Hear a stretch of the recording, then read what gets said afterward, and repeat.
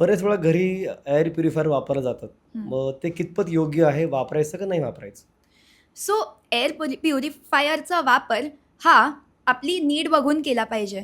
जर घरामध्ये वृद्ध माणसं असतील किंवा अस्थमा पेशंट्स असतील, बाकी इतर आजार असलेले पेशंट्स असतील, जे एअर पोल्युशनला जास्त वल्नरेबल आहेत, तर घरातलं AQI 50च्या आत मेंटेन करण्यासाठी आपण एअर प्युरिफायरचा वापर नक्कीच करू शकतो. पण हा एअर प्युरिफायर निवडताना आपण हिपा फिल्टर असलेला एअर प्युरिफायर निवडला पाहिजे. आणि एअर प्युरिफायर निवडताना त्याची कपॅसिटी किती आहे हे पण बघणं खूप महत्त्वाचं आहे. आपल्या रूमच्या साईजनुसार 2/3 of our rooms capacity should be the capacity of the air purifier.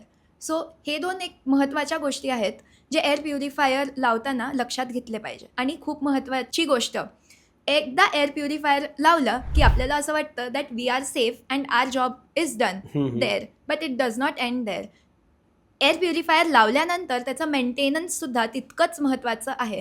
कारण एअर प्युरिफायर आपल्या रूममधली हवा जेव्हा सर्क्युलेट आणि रिसर्क्युलेट करतं, तेव्हा हवेतलं सगळं प्रदूषण त्याच्या हिपा फिल्टर्समध्ये क्लॉग होतो.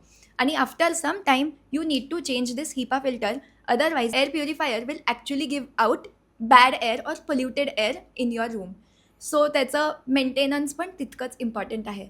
आणि जर तुम्ही महाग एअर प्युरिफायर निवडलं असं समजून की ते जास्त इफेक्टिव्ह आहे, पण त्याला मेंटेन नाही केलं, then it is of no no use. Use. Okay.